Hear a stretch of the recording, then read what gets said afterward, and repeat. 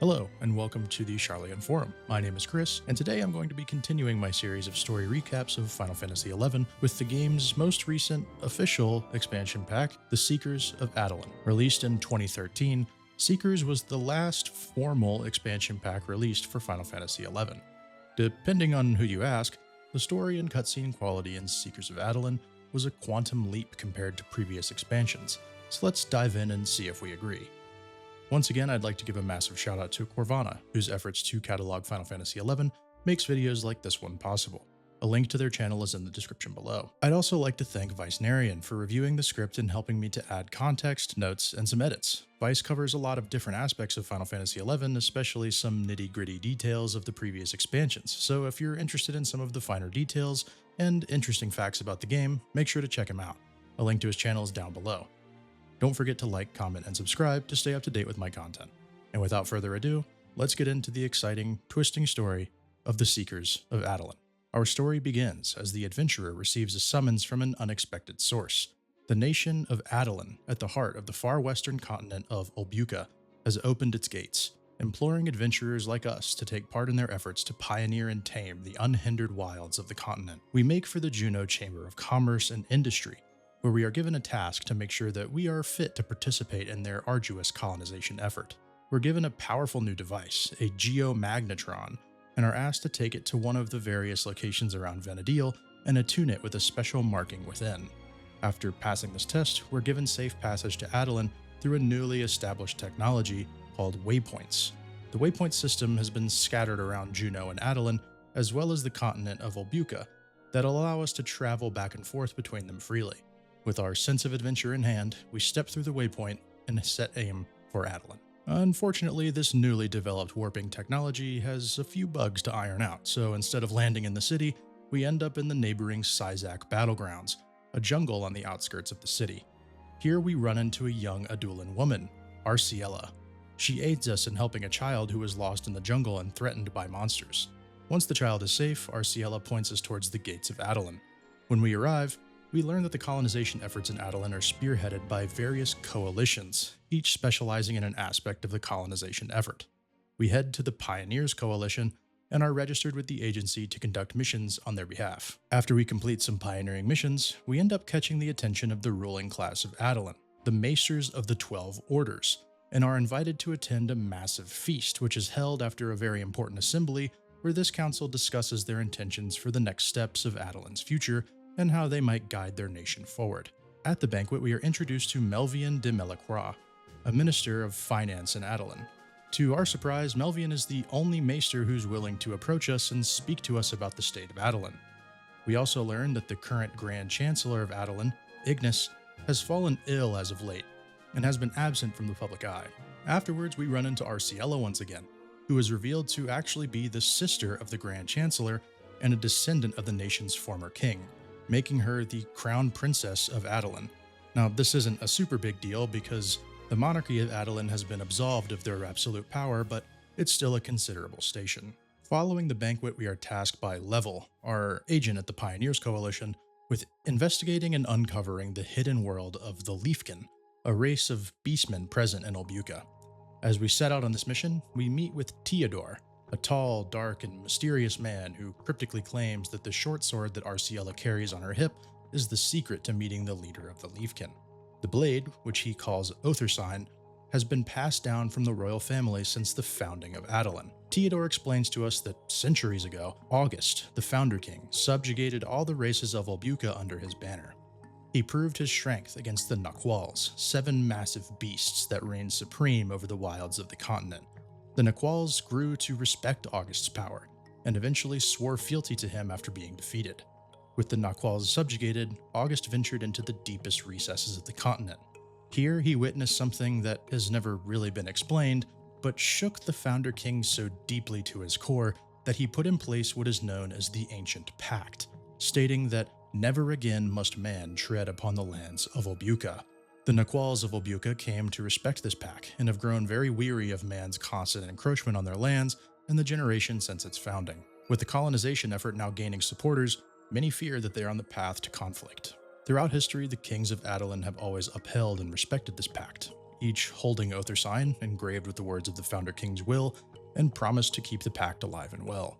However, Theodore explains that Ignis, the current ruler of Adoulin, did not take up Otharsyne, instead stating that colonization of Ulbuka was to commence once again, a stance not taken by a king in over 24 generations.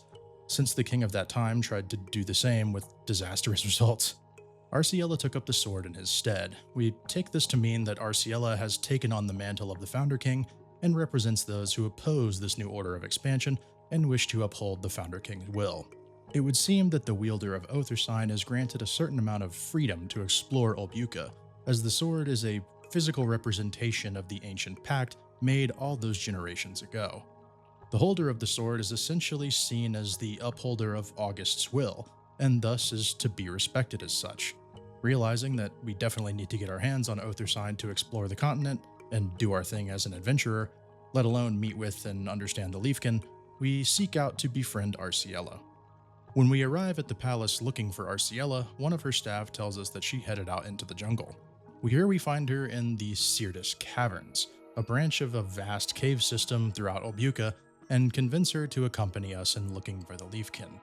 She agrees and points us to a nearby jungle area, the Yorcia Wild, where the Leafkin have been spotted in recent months. In Yorcia, we meet with Rosulacia, the queen of the Leafkin, who telepathically communicates with us, telling us that Ulbuka is indeed on the precipice of disaster. She tells us that the world tree, Yggdrasil, has existed since ancient times in the faraway northern continent of Rozoa, and has supported the world since its birth.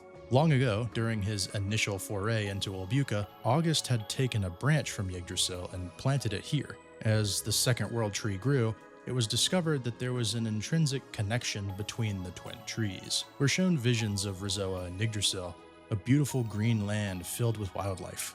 Unfortunately, the Orcish Empire, who hail from Rozoa, eventually destroyed Yggdrasil and turned the land into a smoldering waste and severed the connection between the original tree and its other half here in Ulbuka. The tree became sick, in a manner of speaking, and took all of the latent energy that it had stored up for all these years, firing its roots out in all directions through the continent.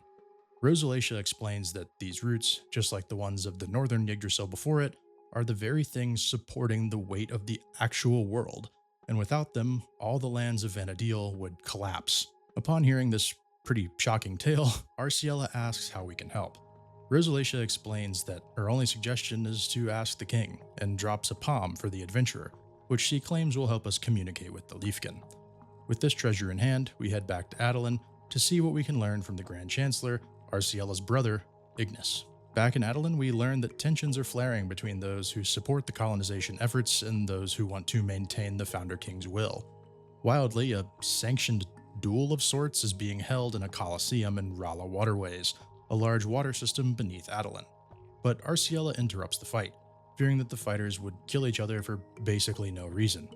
After the duel, we are dispatched to get to the bottom of some reports of shadowy figures moving in and out of the waterways. We find these so-called figures in a hideout, learning that they're actually a group of environmental radicals, pledging any effort to stop the expansion of the colonization movement and uphold the Founder King's will. To this end, they plan to assassinate Ignis and place Arciella in charge instead, as she is much more sympathetic to their cause. We meet with Arciella to inform her of the insurgency and their plans, but are instead interrupted when an assassin appears in Ignis's chamber. Attempting to end his reign then and there, they are caught in the act. The assassin vanishes, and we inform Arciella of the group and their plot. We set off for the hideaway to confront the group there, and after subduing them, they are rounded up and arrested. Cryptically, Arciella states that she can no longer keep the secret safe, and with this she calls for a meeting with the leaders of the nation, where she will explain the absence of Ignis in full. In the Chancellor's chamber, it's revealed that Ignis has somehow been transformed into a Leafkin. Originally, he maintained his ability to speak, but the condition has progressed to the point where he can no longer communicate. Some of the council leaders explained to us that there was once an account of something like this happening.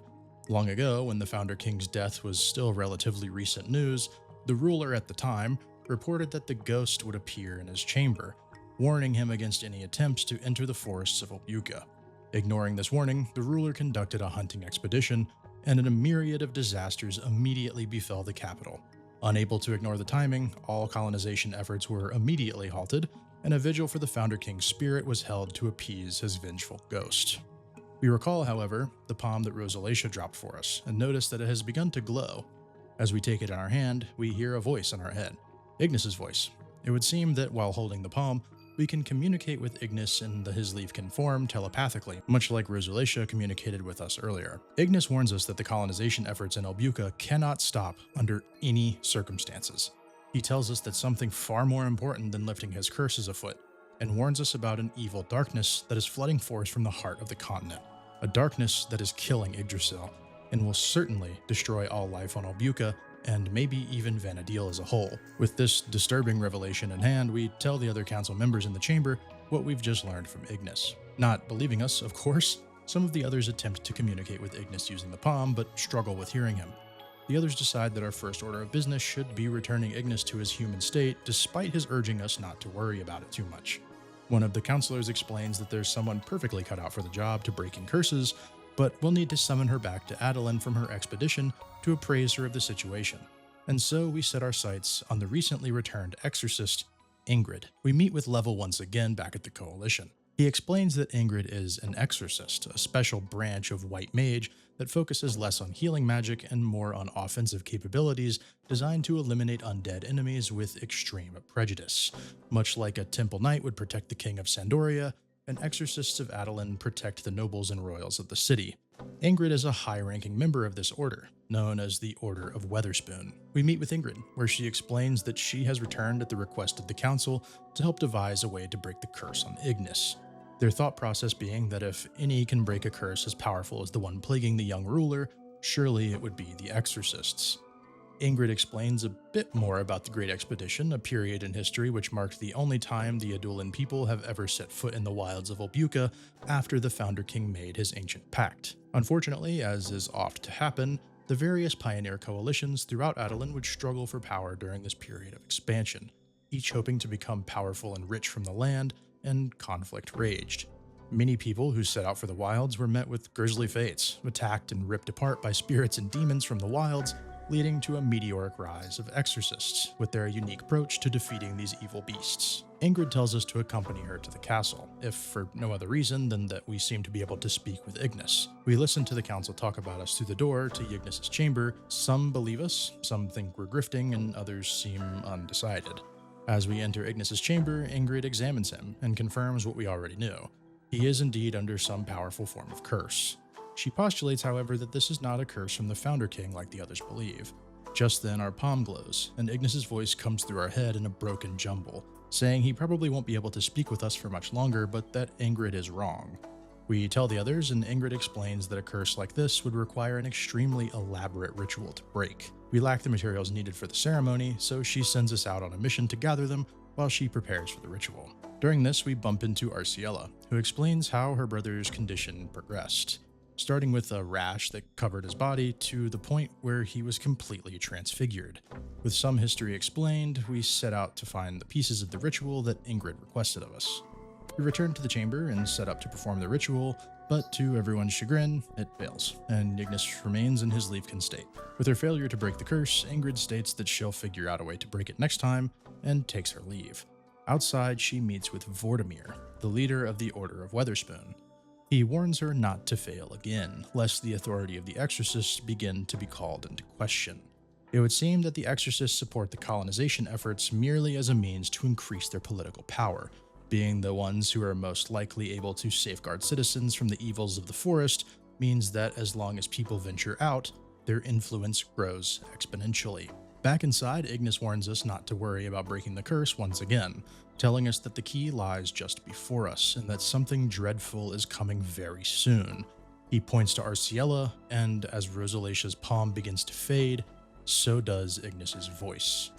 After a heated debate, we head back to the Pioneers Coalition to meet with Level, who tells us that we should find Arciella at the library. She explains some hardships and ponders how to best save her brother, and what he meant when he said that the key was just before us. We then complete a small side adventure that doesn't really advance the plot, but involves us saving a young woman from a curse that seemingly draws her into the forest. It's revealed that the cause of this curse is a stone that her father, an advocate for the colonization effort, had purchased recently. Unbeknownst to them both, the stone contained a spirit that was influencing the woman in order to be returned to the forest. The main takeaway from this side quest is that Theodore, the strange man in black, knows significantly more about the forest than he lets on, as he sort of guides us through this small side adventure. After taking on this quest, we chat with Arciella about Theodore. She explains that he's lived on the continent of Ulbuka for quite some time and that he probably possesses some knowledge that others do not. She resolves to ask Theodore about Ignis's condition, hoping that it will shed some light on his affliction. After parting ways with Arciella, we cut to a scene of Ingrid, seemingly incensed by our solving of the previous case during our side quest, and insisting that it made her look like a fool. After we cut to black, Ingrid makes an ominous promise to show Arciella what she gets when she meddles in her plans. We once again return to Level, telling him that we're seeking out Theodore. He tells us to check at the Mummers Coalition, a group dedicated to keeping the spirits of the people of Adoulin high with various forms of entertainment and fun. However, they also serve as an intelligence gathering unit, whose members collect enemy information through covert operations. When we arrive at the Mummers Coalition, we find Theodore at the counter, who we appraise of the situation and explain why we're seeking him out. We ask for his aid on our mission to return Ignis to his human form, and he agrees to help us, but only if we can best him at a game of chance. After beating him at his own game, he asks us to be very specific about where Ignis was pointing earlier in his chamber, and we recollect that he was pointing at Arciella's hip, not her chest, a strange thing to do when pointing at a person. Surmising that he was instead imploring us to focus on her sword, armed with this new focus for our journey, we head back to the library to try and dig up some more information. At the library, we read a tome on the heroes and legends of Adoulin, which explains the exploits of August, the Founder King, in the early days of his first foray into the heart of Ulbuka. It explains that August traveled with 11 retainers during his foray, and that, one by one, all of them were killed off by the flora and fauna of the harsh inner reaches of the jungle as they drew closer and closer to their destination. By the time August reached the heart of the continent, only one of his retainers remained, Moramar of the Order of Schnedic, a huge man who wielded an axe that was said to cut any foe in the name of the Founder King. As they made their final stand, the Founder King entrusted Moramar with delivering Otharsyne and his final words back to Adoulin, with his message becoming the pact of non-exploration that would eventually become his legacy. Once Moramar returned to Adoulin and delivered the king's final message and the sword, he marched back into the wilds, never to be heard from again. In another tome, dedicated to the treasures of the royal family, we learn a little bit more about Otharsyne itself. The sword was wielded by August from the age of 6 until his untimely death deep in the wilds during his exploration. Since it was delivered back to Adoulin by Moramar, each of Adoulin's kings has kept the blade with them, not just as a weapon, but also as a reminder of the pact that August demanded of them to leave the wilds of Ulbuka undisturbed. The tome explains that in recent years the monarchy has been dissolved, and instead the Grand Chancellor continues this custom of carrying Otharsyne. Of course, rumors about the blade possessing some supernatural power runs rampant, but no one has ever seen any evidence of this claim. We read another tome, His Majesty and the Golden Beast, which discusses the conflict between August and a fearsome beast with golden fur. Laid out in the format of a children's book, it discusses August's fight with the massive beast, which it claims lasted 7 days and 7 nights, after which the beast admitted defeat and apologized to the king. The king then asked the beast for its name, and it responded with the name Terkalm.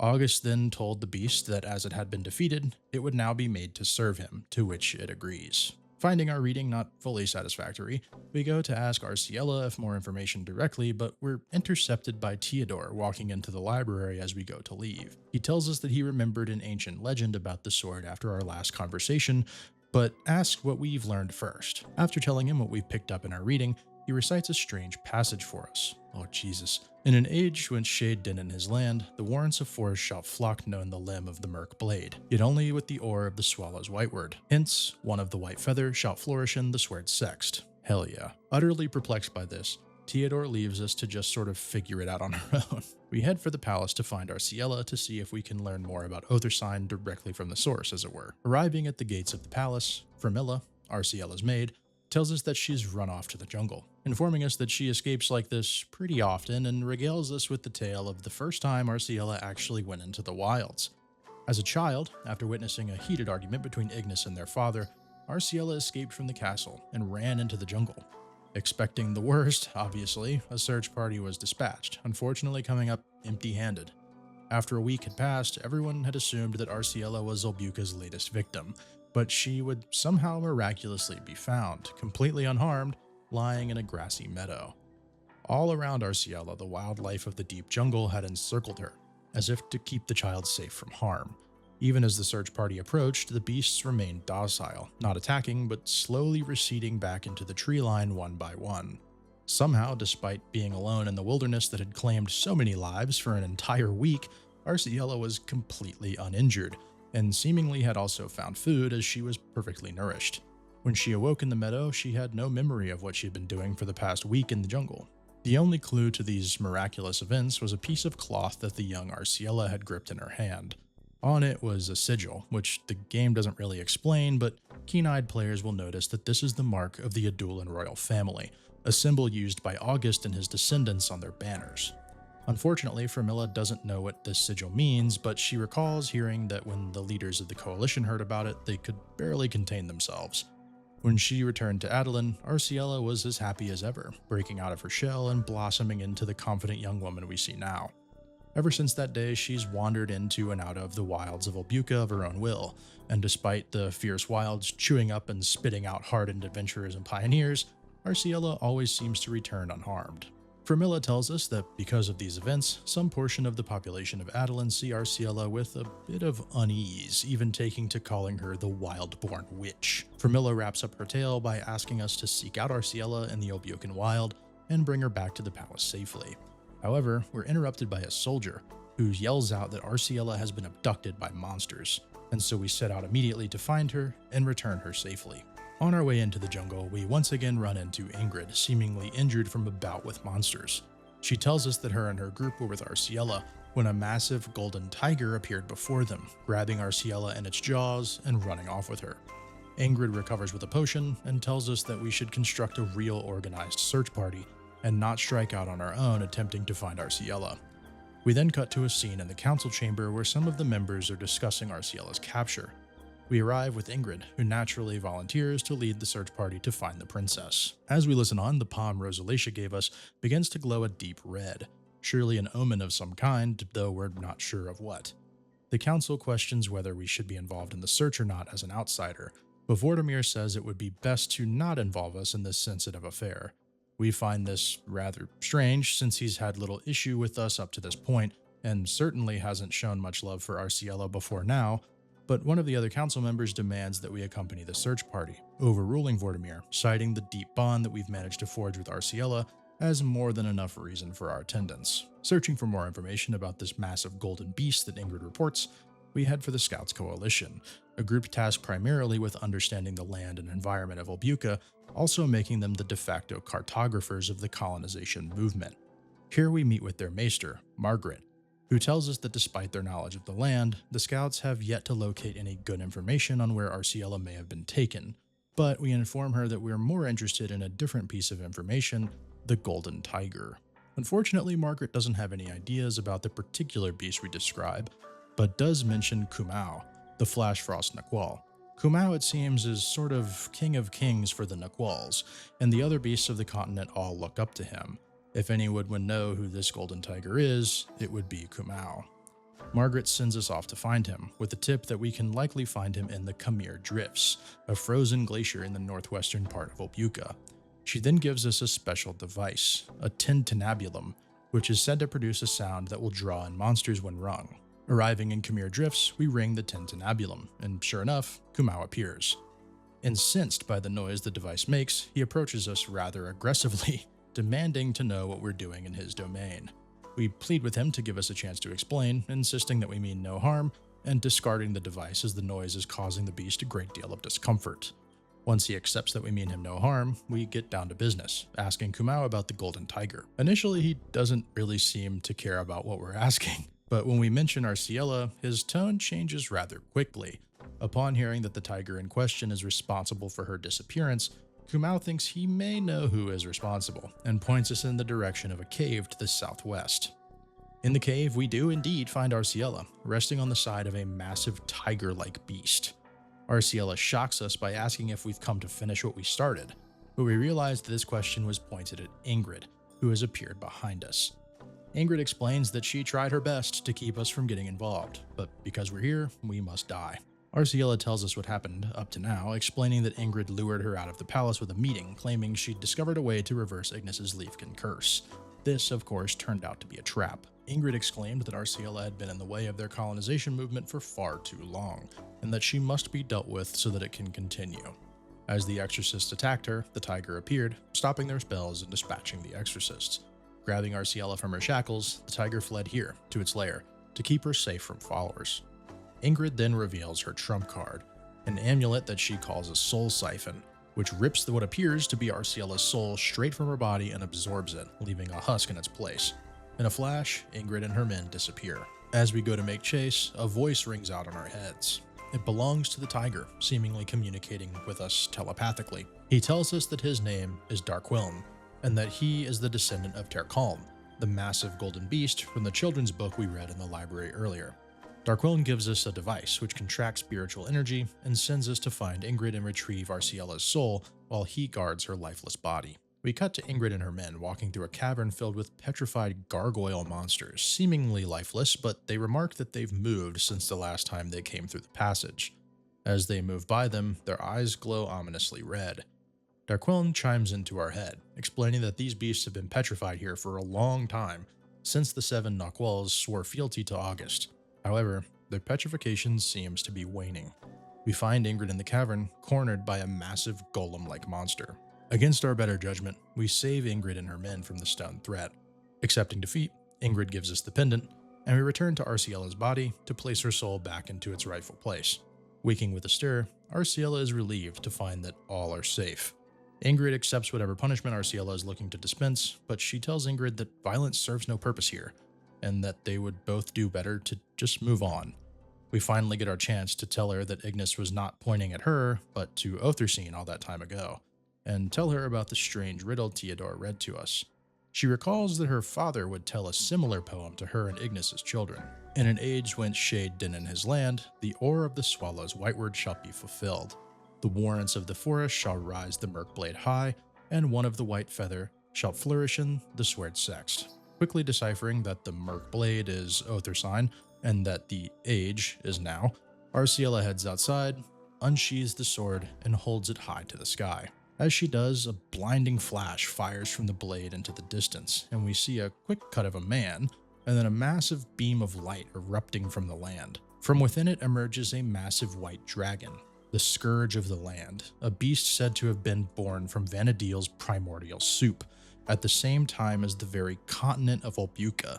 It is prophesied that the dragon would reappear before the people of Adoulin in times of great calamity. As the beam of light fades from Otharsyne, Arciela hopes that the dragon is indeed a savior and not the end of them all. We return to Adoulin, and Lay, the leader of the Pioneers Coalition, asks that we head over to the Couriers Coalition. Apparently they're having some issues that they're being really tight-lipped about, so it's up to us to suss out the problem and get to solving it. Arriving at the Couriers Coalition, we speak to Kiplik, who tells us that their specialty is, unsurprisingly, sending and receiving supplies for the colonization effort. He explains that they've got a shipment of product right now that's just sitting without any movement because of some errors in paperwork and other problems, and send us to the port to check on things there. Arriving at the port, one of the couriers struggles with the stock of their warehouse. As he explains his woes to us, a stately man appears, Lord Estino, who cryptically tells the courier that they still do not have a time frame for the, quote, shipping of you-know-what, which clearly agitates the courier. Surprisingly, Estino recognizes us from our efforts in the colonization movement and tells us that he is the assistant of one of the council members we've run into a few times, Melvian, the Minister of Finance. As we discuss with him, an earthquake strikes, which the two remark have been happening with increased frequency lately. Estino tells us that his biggest issue right now is an order from the mainland, and that he requires a rather long list of items to hand over to the Inventors Coalition for its creation. He asks us to gather the materials and bring them back for him to alleviate some stress. We do so and report back to the Couriers Coalition, having helped in their backed-up operations. Speaking once more with Kipling, he informs us of some rumors that Melvian has apparently been handing off most of his work to his aides lately, and spending his own time on other mysterious projects. Not very becoming of a minister, I must say. We report back to Lay at the Pioneers Coalition, and surprisingly we find that Arciella is there waiting for us. She tells us that after the summoning of the White Dragon in Khmer Drifts, she took Otharsyne to another spot and unsheathed the blade to see what would happen. She watched where the lines of light would intersect and discovered what they were pointing to: the summit of Mount Khmer. According to an ancient entry, King August had once visited the summit, and so there must be some reason that Otharsyne is guiding us there, to follow in the Founder King's footsteps. We make our way up the path to the summit and find the White Dragon, who quickly threatens to crush us. Arciella shows the dragon Otharsyne, hoping that the blade will quell that threat, which seems to work, and then prompts us to show the dragon the palm that Rosalacia gave to us. With these two objects serving as proof of our connection to the forests of Ulbuka, the dragon lowers his guard enough to speak with us. He tells us that he is Sajaka, and not only did he personally know August the Founder King, but that he had sworn fealty to the king all those generations ago. Sajaka remarks that he does not feel the passage of time the same as other beings, and that, similar to himself, the will of August will live on for eternity. Sajaka appraises Arciella, noting that she shines with a fraction of the aura that August held, and hopes to gauge our understanding of the world. He asks us about the 7 guardians that protect Ulbuka, the Naquals, and then tells us that there was actually an 8th being that guarded the jungles of Ulbuka in August's time. The 8th was Terqualm, the Golden Tiger. While not necessarily a Naqual, Terqualm was every bit as powerful a foe as these fearsome beasts. Sajaka then asks us where August and Terqualm fought, but we don't recall the books ever mentioning where their combat occurred, only that it did. When we give this answer, Sajaka seems dissatisfied and tells us that our ignorance ensures that we will never measure up to August, and then tells us to kick rocks, his patience with us coming to its end. We resolve to learn more about the history of Adoulin and August, and head back to the library to dig into some more books. Desperate for additional information, we search the off-limits section of the library for information about the Founder King. We learn that his retinue of 11 retainers were once desperate warlords from various islets surrounding Ulbuka. One by one, he united these separate factions and then turned their attention inward to the Ulbukan mainland in hopes of taming them. We learn that Terqualm first appeared before August in the Yorcia Wild, where they fought for 7 days and nights before agreeing to end their duel, neither being able to best the other. As a symbol of this new alliance, Terqualm also entrusted the care of his son to one of August's retainers. We learn that with the Tiger's aid, August and his party were able to press deeper and deeper into the wildlands. However, with each night came frightening creatures hoping to end their journey, legions of dark monsters known as the Chimerian Adherents. There was seemingly no end to these beasts. They would eventually culminate in a fateful battle. Completely surrounded by these evil forces, Terqualm would sacrifice himself to buy August and his party time to escape. Inspired by his sacrifice, August continued his fight, eventually pushing these evil creatures back to a strange set of ruins that they had emerged from. It was there, at this strange ruin, that the party finally met with what was controlling these horrible creatures. The horrible force of nature was a ripped-out page.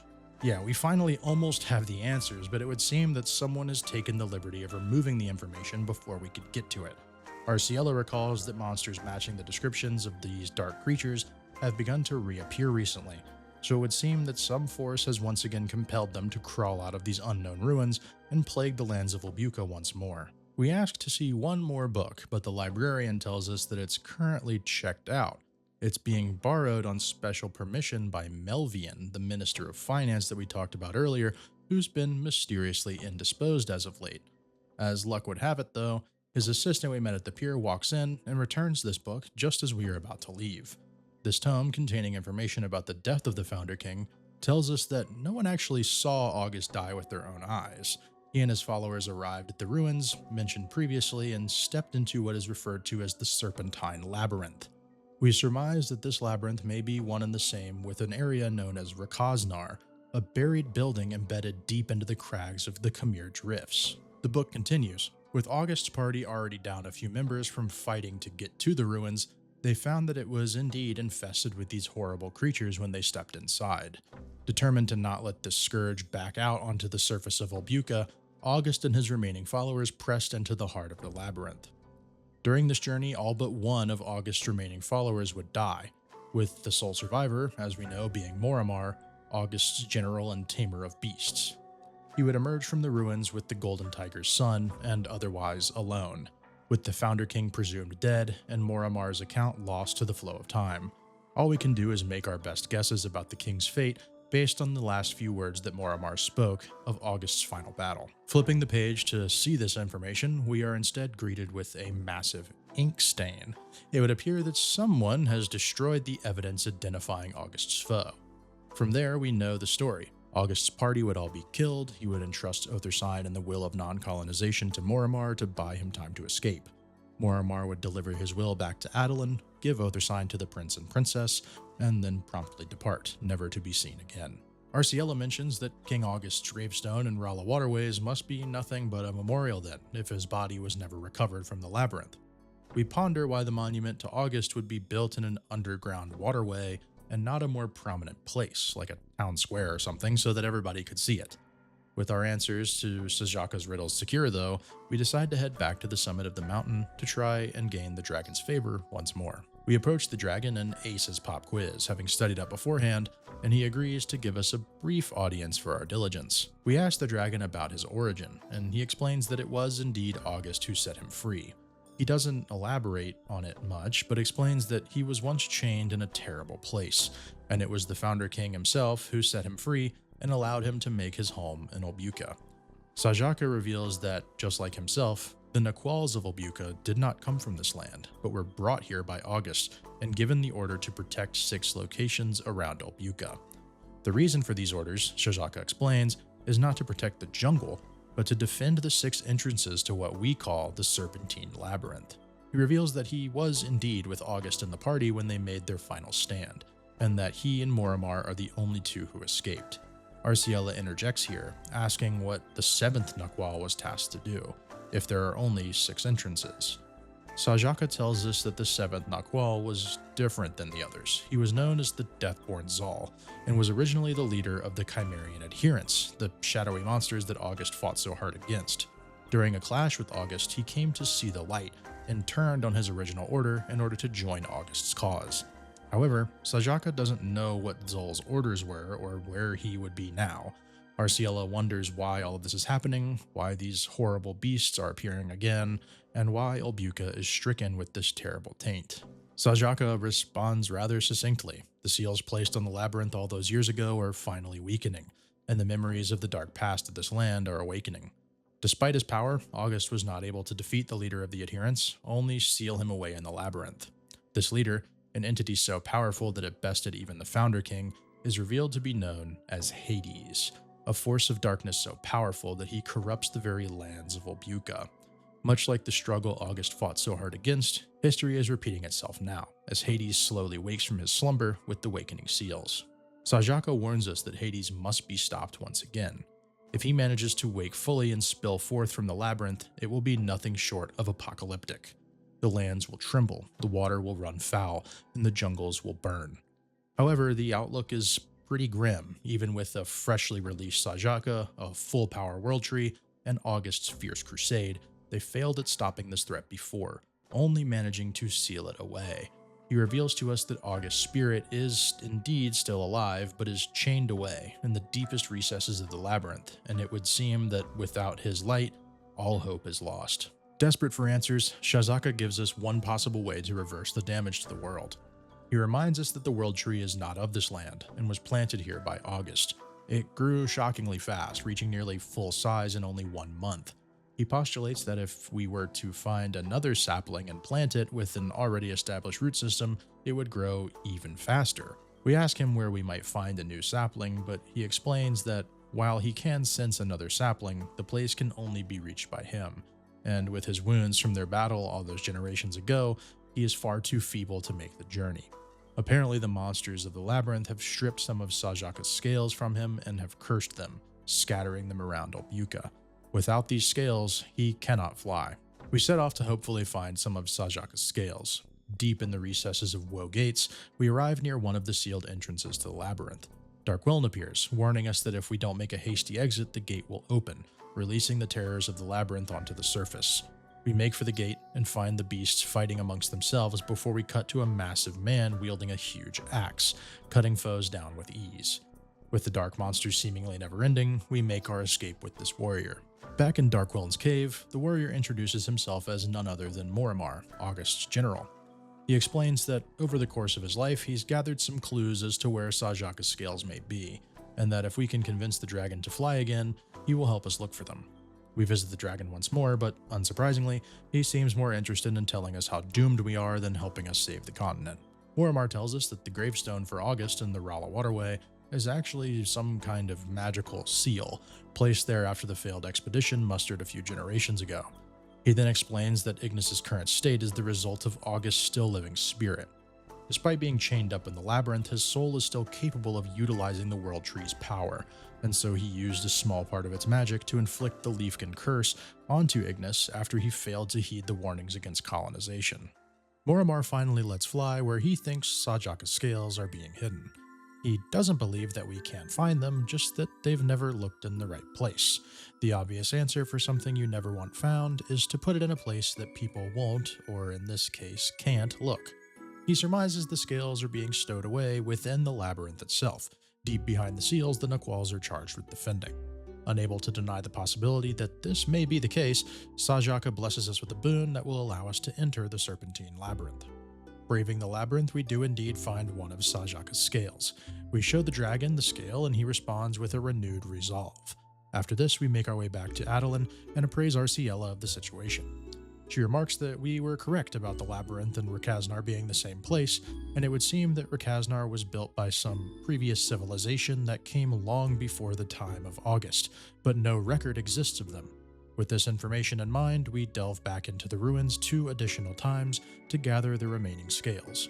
We then make haste back to the summit of Khmer to heal Sajaka's wound.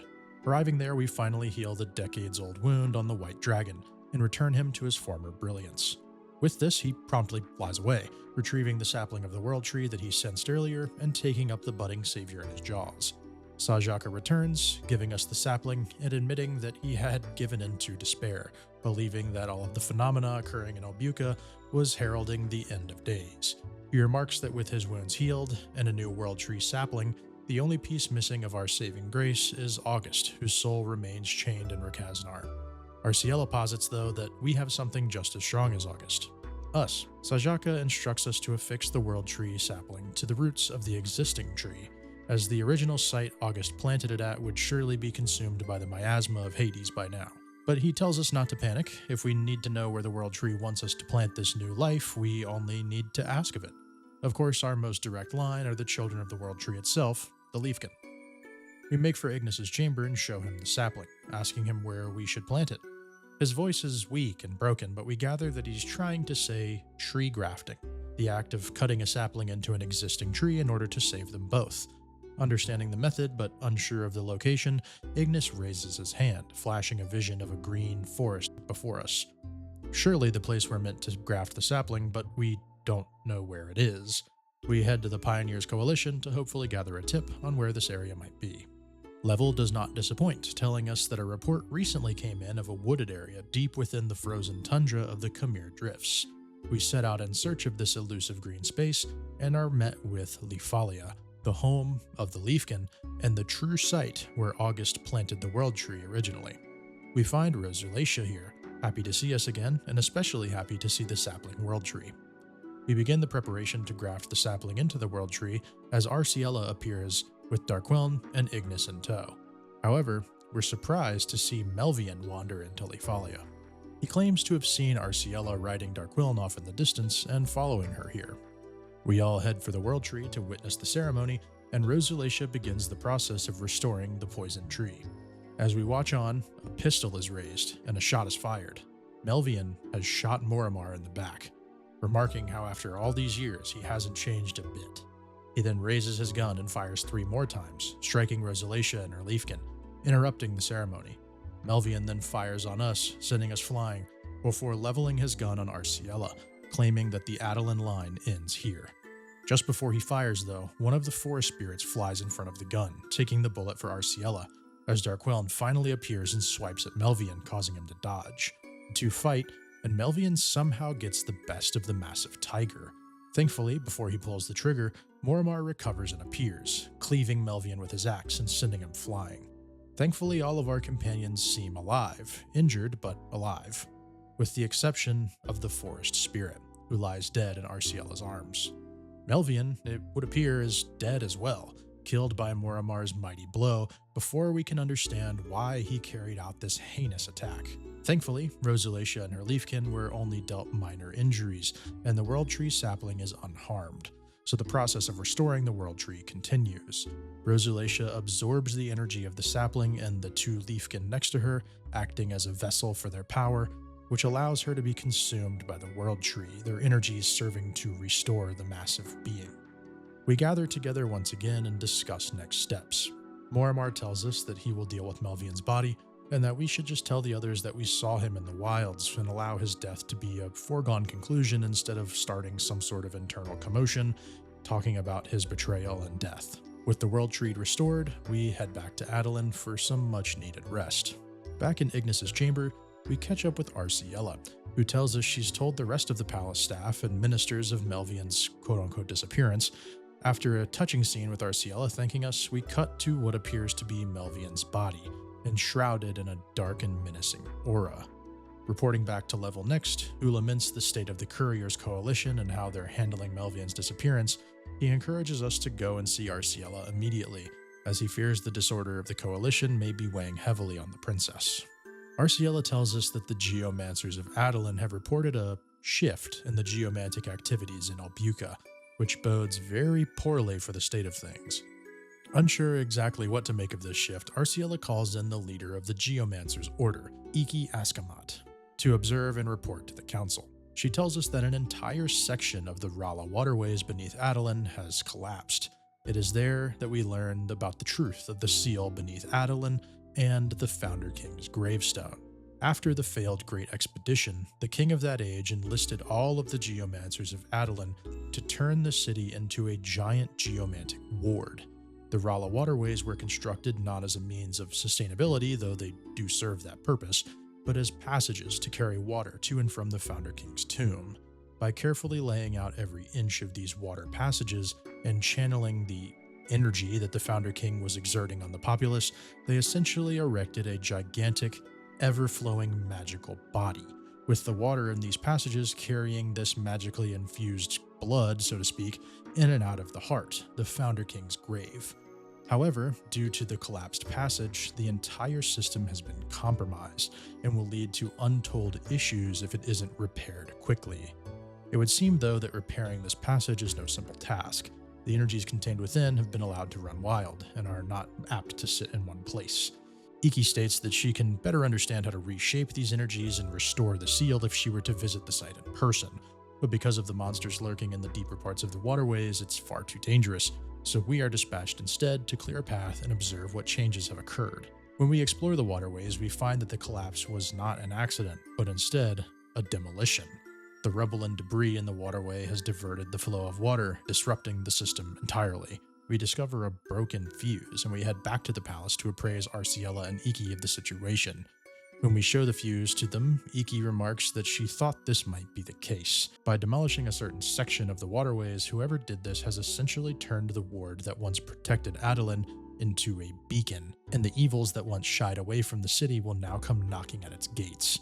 Resolving to warn the others, Arciella calls a meeting of the council immediately. When we tell the council that basically the only thing keeping the city safe has just been destroyed and, in fact, reversed into a beacon for demons, they are understandably pretty upset. As the room devolves into a shouting match, the leaders of the Inventors Coalition burst in, telling us that they've identified the type of explosive used to demolish the waterway. Apparently, it's a formulation so ancient that only one person living in Adoulin would have the bespoke knowledge to construct it: the history-obsessed bookworm Melvian. Framilla barges in and starts acting very, very strange. As one of the council begins to try and remove her, Framilla subdues him quite easily. This is a shock for such a small girl. She then picks him up and throws him across the room.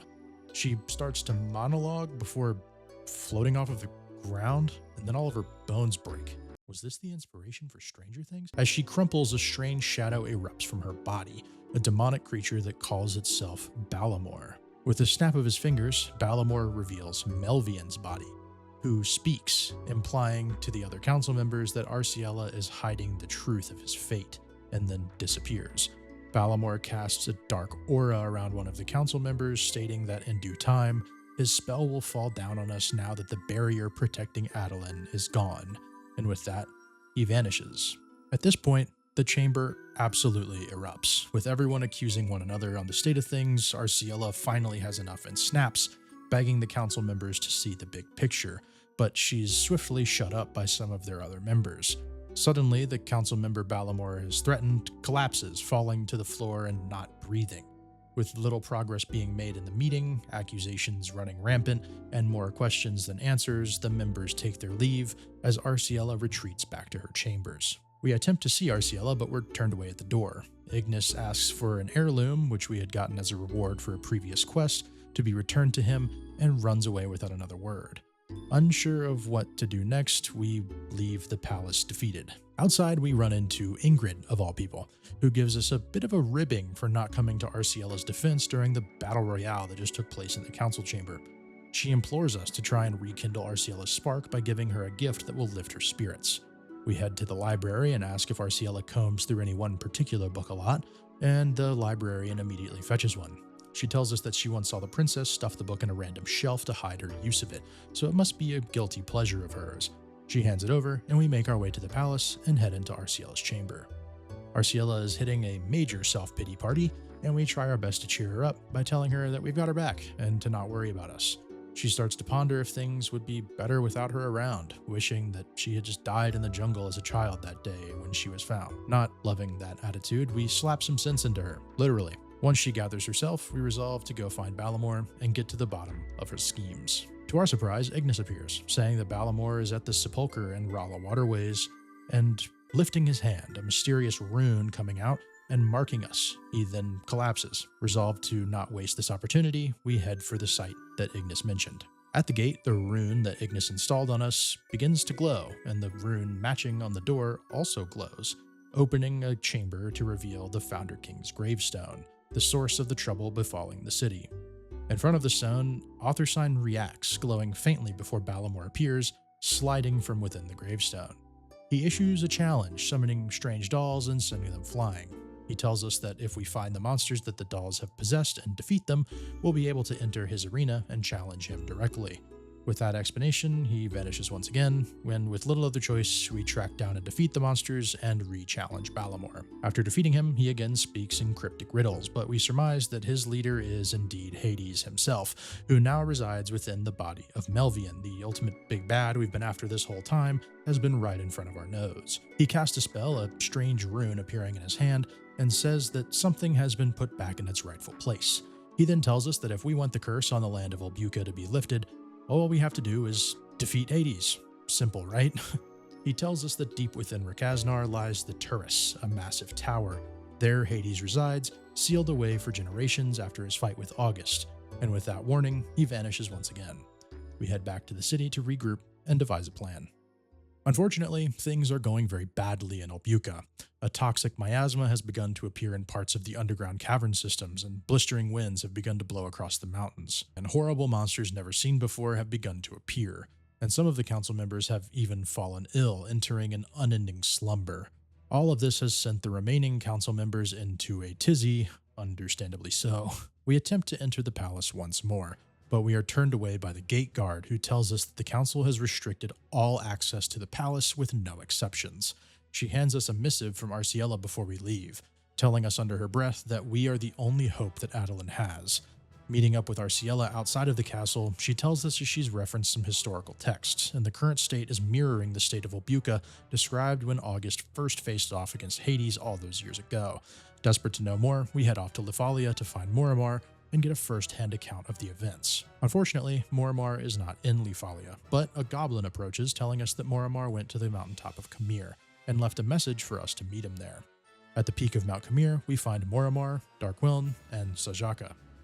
Moramar tells us that while he was dealing with Melvian's body, the World Tree showed him an image in his mind, a feeling that Hades was close, but that he had ignored it.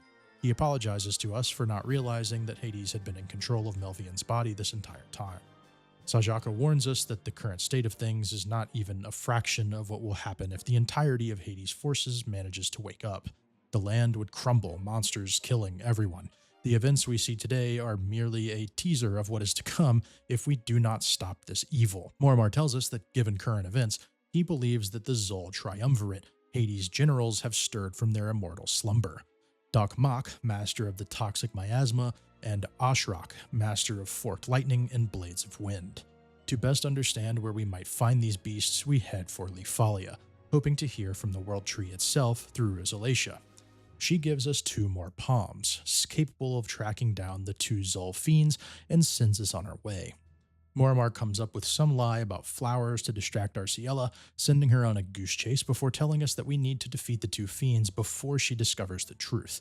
He urges her to stay safe, and we can't have her fighting in battles that we're about to walk into. He also tells us that when Arciella was lost as a child, it was actually he who found her and kept her safe for that week in the wilderness. We head out to face off with Ashrak and Mach. As we go to engage the fiends, we are treated to flashbacks of generations ago when they were originally defeated by August's generals. As we defeat them again in these hallowed places, a strange symbol appears from their body, the same one that appeared when Balamor cast his spell at the king's gravestone. With the demons defeated, we head back to Lefalia, where Arciella stands, waiting for us. Uh-oh. Quick to figure out our scheme, she explodes with anger that we faced off against the Zol Triumvirate without her, ensuring that she won't let us pull off that charade ever again.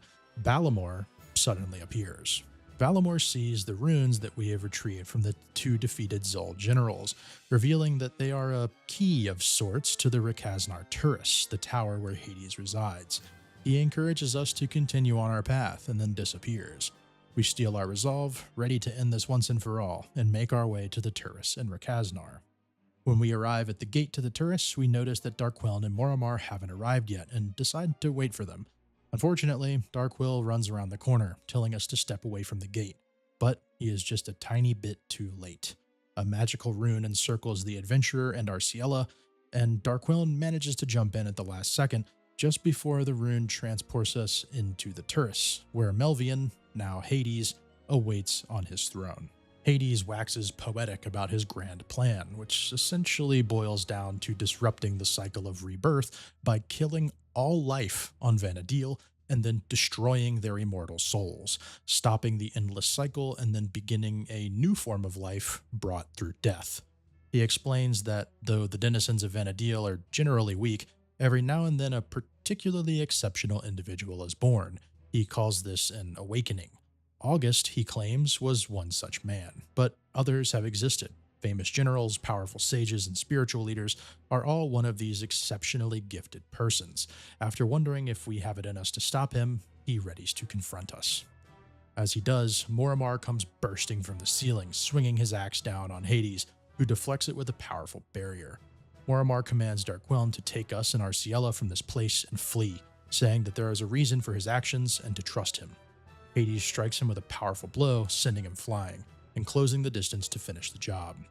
Moramar recovers, and we make for our escape, but Hades strikes him once more and decides the best way to stop the old warrior is to simply kill his friends. Firing a powerful ice spell at us as we flee, we go to stop the spell, but it's revealed that Moramar has managed to redirect it, freezing both Hades and his own feet in place and pinning the Demon King's hands up. Unfortunately, Hades manifests a blade of darkness from his one free hand, impaling Moramar through his chest. Darkquiln goes to help his master, but is told to leave once again. Deciding to trust the old warrior, we all flee the chamber. Hades stabs Moramar again and again, wondering how he learned to resist the ancient evil for so long. As Hades stands over him, Moramar says that he is more than happy to sacrifice himself, just like August. And the scene cuts just as Hades seems to finish the old general off.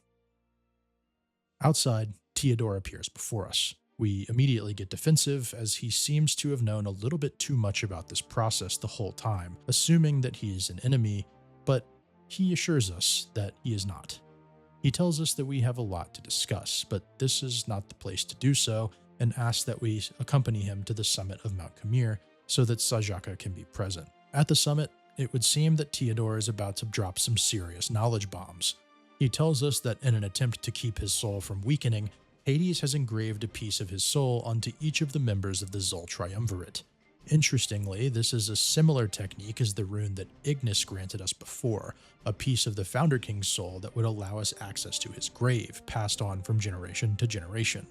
Since these symbols are imbued with the power of Hades' soul, any damage dealt to Hades while any of these pieces survive is instead occurred by those who would hold it. While these sigils exist on the Triumvirate, Hades is essentially invincible. Theodore then drops the big bombshell. One of these blood sigils and a piece of Hades' soul is within him. The big twist here is that Theodore is the true 7th Naqual, a general that once fought for Hades, but switched sides during his battle with August. Because of the blood sigil within him, Theodore is forbidden from sieging the Turris himself, and so Moramar volunteered to stay behind and contain Hades until they could be sure that Theodore could get to us and reveal this information. Theodore tells us that in order to destroy his blood sigil and make Hades vulnerable to attack, we have to do it the same way August did all those years ago, with glorious combat. Deciding that the top of the mountain is no place for a conflict though, Theodore tosses us a key, asking us to meet him at the Colosseum in Rala Waterways. After a warning from Sajaka to not take this fight lightly, we head for the arena beneath Adoulin to face off against the Man in Black. When we arrive, Theodore treats us to his history, telling us about his time under Hades, who he says did not always go by that name. He explains that long ago, Hades was a mortal man, a powerful leader who seemed to have a divine presence, with countless people following his command. In his search of how to attain more power, the man found the truth of how to overcome his mortal shell and became something much greater. He stepped beyond the realm we live in and found another space, another dimension that he called Tartarus. At this point in time, he began to refer to himself as Hades. Having seen potential in the discovery of this new land, he began to gather servants and bend their will to his own. From this extra-dimensional plane, he called forth creatures that had no right to exist. The Chimerian adherents we've heard referenced so many times, the Zol Triumvirate, and likely Balamor himself, who took Theodore's place in the Zol Triumvirate after Theodore's defection. Theodore tells us that it was he, in fact, who entered Tartarus and pulled these horrors into our dimension. It was then that Hades began to change. He began to espouse his ideas about death being transcendence. Theodore was used by Hades to gather the forces of evil that he would use to subjugate and enforce his will on the world, including, to our shock, the 6 Naquals and Sajaka himself, fearsome creatures who originally hailed from Tartarus and Hades had trapped in the Dark Plane. Theodore walked Tartarus for untold ages, eventually losing control of what made him human at all until he had a realization. One's death should not be for another to decide. He struggled with this until finally he met August. With his doubts already running rampant, Theodore saw August as his chance, and they engaged in combat so severe that it separated Theodore's very soul from his body, which allowed the blood sigil to be removed, making Hades vulnerable. He implores us to do the same, and we prepare for combat against him. Of course, we defeat Theodore and watch as his blood sigil dissipates. We mourn his death until he stands back up. It would seem that his immortality was no joking matter. Theodore seemingly cannot die, but does indeed get injured. At any rate, his blood sigil has once again broken, which means that we should be able to confront Hades and actually defeat him now. Back at the peak of Mount Khmer, Sajaka gives us a final pep talk, telling us to go forth and confront Hades. He fully believes that we can succeed where August failed. We then head to Lefalia to meet with Darkwhelm, who resolves to stop Hades once and for all with us. We gather at the gate of the Turris once more, and with all 3 blood sigils present, the gate opens, leading us to Rakaznar Inner Court, a massive and highly technologically advanced area of the ruin. It would seem that Hades' discovery of Tartarus may be more than meets the eye, far more advanced than anything present in Vana'diel. As we reach the innermost recesses of the area, we find the gate to Hades' chamber, and as we approach, the gate opens and reveals the way to Hades' throne. When we arrive, Hades goes on a monologue about how he killed Moramar and his life meant nothing, which enrages Darkwhelm, who charges in with reckless abandon. Hades, however, was bluffing and snaps his fingers, causing Moramar to phase back into our reality. Darkwhelm circles him, confused, before Balamor appears and snaps them away to another place. It's not super clear what's happening here, but then Moramar begins to choke Darkwhelm, and Balamor snaps his fingers again, and they both fall through the floor, and then they get stabbed by a bunch of red spikes. I don't really know. With this disturbing display over, though, we confront Hades ourselves and send him reeling. He wonders how we could possibly defeat him, wondering if we are transcended like August was, before he steels himself, believing his human form to be standing in the way of his success. Hoping to shed his human form, Hades calls upon the dark power of Tartarus, becoming a hulking, frightening beast. He explodes a powerful spell which sends the adventurer and Arciella flying before he conjures another spell.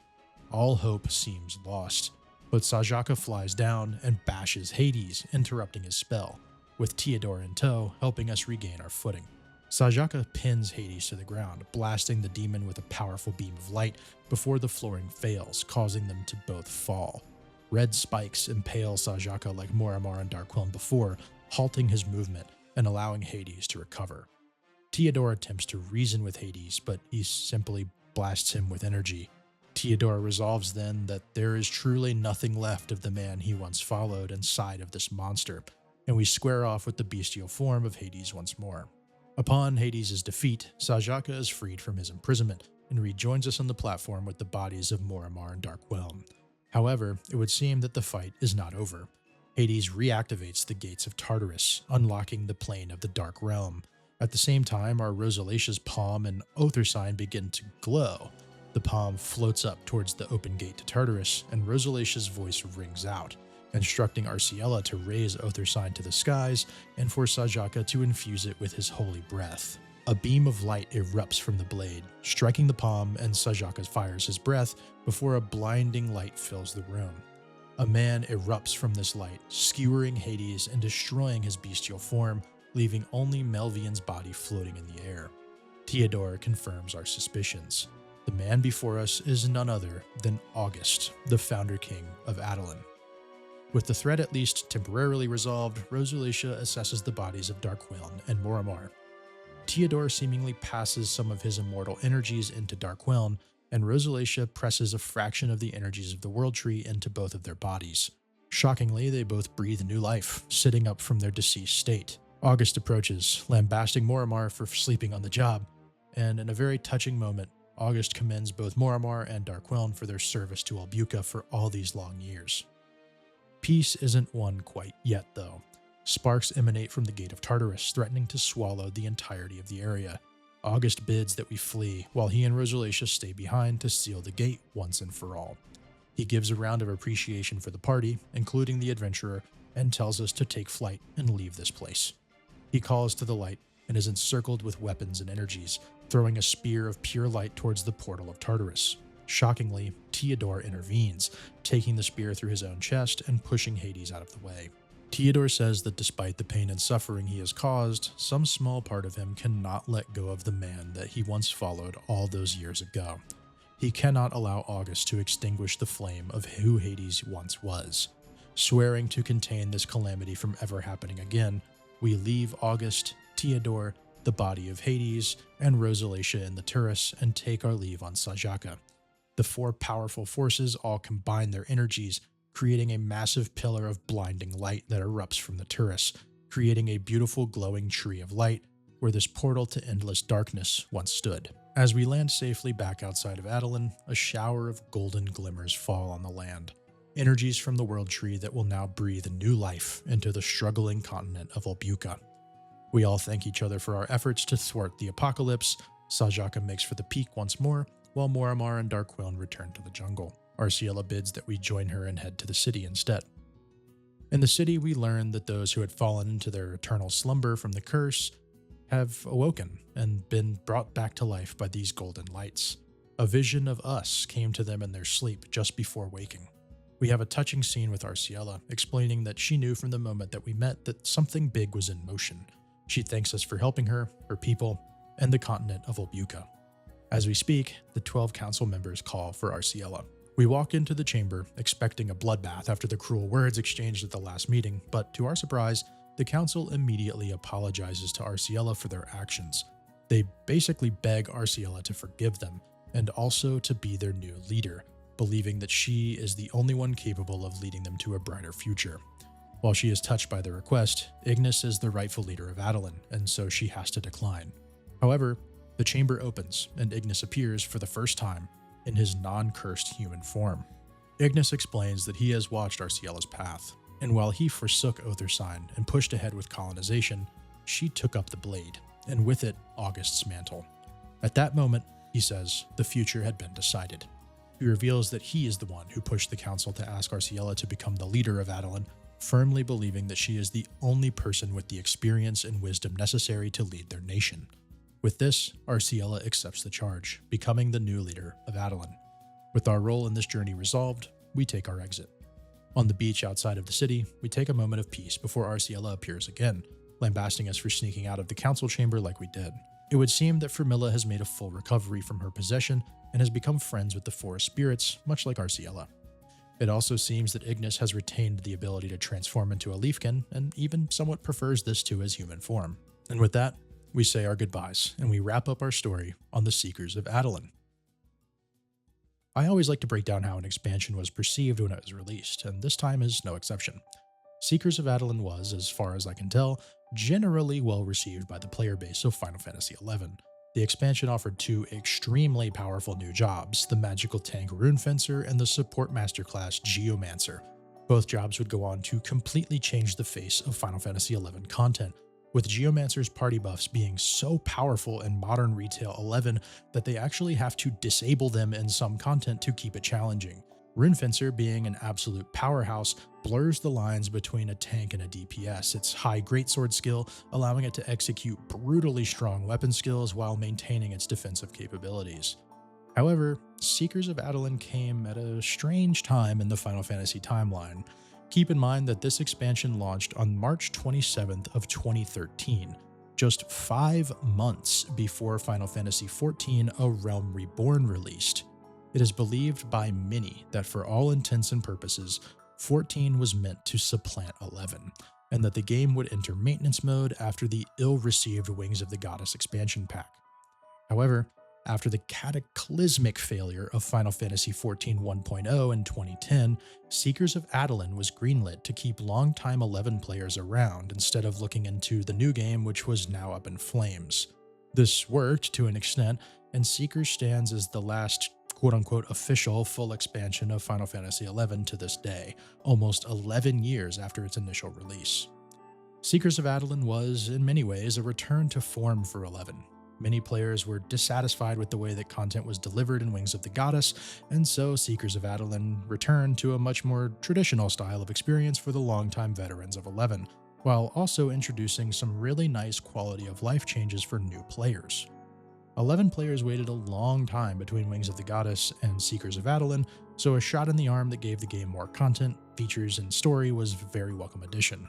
The world was engaging and vast, and the activities introduced in the expansion were fun, and the ever-present grind was given an all-new objective to chase. Despite its generally positive reception, there are some aspects of Seekers that parts of the community did not care for. Generally, many complained that the story of the game was time-gated heavily behind participation in a new feature, Reeves, that advanced your standing with the various coalitions in Adoulin and allowed you to access new parts of each area in Ulbuka via new transportation methods. Additionally, the quality of life changes made in Seekers of Adoulin were, for extremely hardcore Classic 11 enjoyers, the death knell of their beloved game. The end of the expansion was also very rushed in terms of story pacing as a result of the unbelievable success of A Realm Reborn, which diverted a lot of resources to their team and left 11 with a skeleton crew and very little time. Originally, an entire additional chapter was planned for the Seekers of Adoulin story, but it was unfortunately cancelled due to release and resource constraints. There's a great article on Gamer Escape that discusses Seekers of Adoulin on release, and I want to just quote a few chunks of a passage from it to close out this video. Final Fantasy XIV was a failure of epic proportions, which may not be matched in a long time. You held out on your faithful Final Fantasy XI players for 6 years. I can truly say I had almost given up hope. However, despite some lingering bitterness, I cannot take away from what you have given us now. To your loyal followers of Altana, you have given us a fun, interesting, and well put together expansion to a game that many of us have loved and supported for over a decade. Moments like these are the reason I continue to give you my support when you release things. They're the reason I will continue playing Final Fantasy XI until the day the servers turn off. I know you're going to be busy in the coming years trying to repair the damage that Final Fantasy XIV's initial launch did. All I ask is that you do not forget us. We are still here, exploring the world bathed in the light of the crystal, a world blessed by Altana and traversed by her children. This world is, was, and always will be called Vana'diel. Thanks for watching and sticking around through this very intense video making process. I once again want to thank everyone who helped me during this production of the video, Corvana and Vicenarian especially, and I ask that you check out their channels below. Please don't forget to like, comment, and subscribe. I hope you all enjoyed the video, and I will see you on the next one. Bye.